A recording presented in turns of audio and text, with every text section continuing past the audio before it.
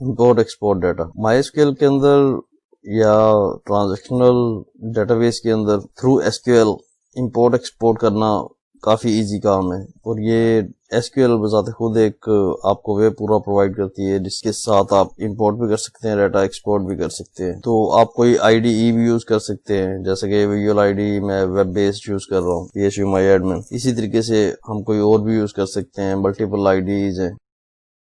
अभी एक और ID मेरी स्क्रीन पे आप देख सकते हैं, इसका नाम dbeaver है। इसमें अगर इसकी फर्स्ट ऑप्शन में आप देखें तो यहाँ पे आपको इंपोर्ट का ऑप्शन भी नजर आएगा, एक्सपोर्ट का भी नजर आएगा, यानी थ्रू ये आपको इंपोर्ट एक्सपोर्ट करने की फैसिलिटी देता है। लेकिन ये जिस लैंग्वेज के अंदर लिखा हुआ है, ये उस लैंग्वेज के अंदर इसका बकायदा पीछे बैकएंड पे कोड लिखा हुआ है। उस कोड के थ्रू जो है ना आपको डेटाबेस इंपोर्ट भी करवाएगा, एक्सपोर्ट भी करवाएगा, चाहे कोई टेबल है या चाहे कोई डेटाबेस है, व्हाटएवर जो भी है। सेम इसी तरीके से ये PHP MyAdmin भी है।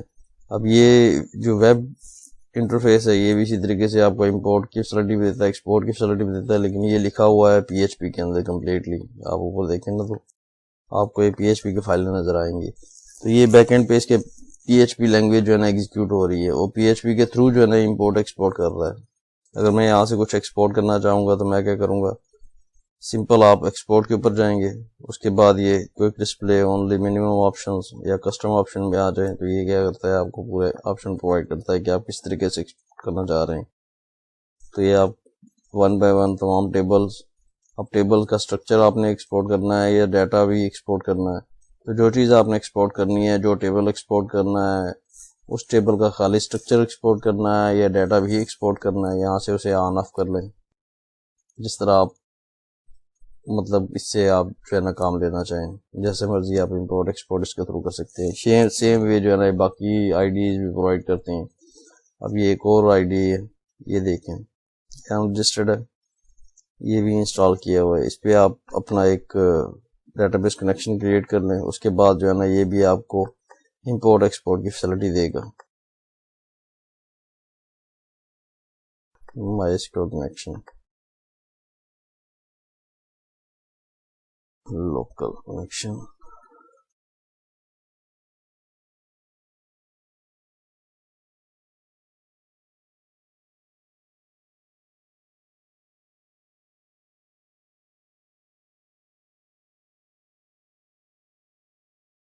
मैंने एक लोकल कनेक्शन क्रिएट किया है। उसके बाद जो है ना जैसे ही मैंने इसे कनेक्ट किया है तो उसने कनेक्ट कर दिया है। ये लोकल के नाम से कनेक्शन जो है ना क्रिएट हो चुका है। अब इसके अंदर जितनी मेरी डेटाबेसेस हैं वो सामने से नजर आ रही हैं। अब इस डेटाबेस के ऊपर अगर आप राइट क्लिक करें, इसी तरीके से अगर मैं इंपोर्ट करना चाहूँगा तो मैं इंपोर्ट का ऑप्शन भी है, आपको डिसेबल नजर आ रहा है, ये इंपोर्ट का भी देगा। एक्सपोर्ट, इसे कंप्लीट डेटाबेस है ये, copy local database, export tables, more options,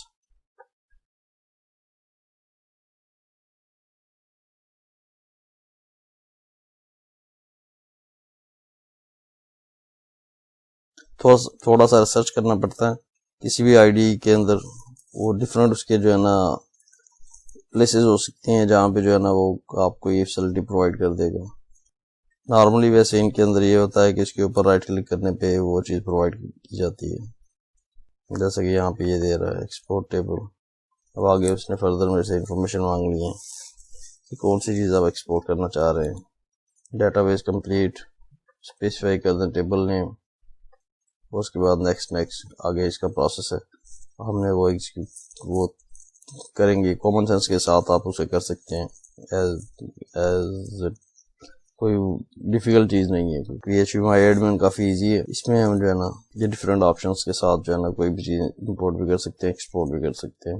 यहाँ से मैं इसे गो करूँगा तो ये क्या करेगा, मुझे इस फाइल के नाम से जो है ना एक फाइल अब मेरी हार्ड ड्राइव के ऊपर सेव करने का ऑप्शन दे रहा है। जैसे मैं इसे ओके करूँगा, ये तमाम के तमाम डाटा, ये डाटाबेस, तमाम टेबल स्ट्रक्चर समेत जो है ना ये मुझे फाइल में राइट कर देगा। और वो फाइल जब मैं ओपन करूँगा तो वो कुछ इस तरह की शेप में ओपन होगी। मैंने एक्सपोर्ट किया हुआ है एक फाइल में। अब मैं किसी और जगह पे जाके MySQL के अंदर कोई डेटाबेस जो है ना बनाता हूँ खाली एम्प्टी, उसके अंदर ये सारे टेबल और डाटा मैं अगर इंपोर्ट करना चाहूँ तो बड़ी आसानी से इंपोर्ट कर सकता हूँ।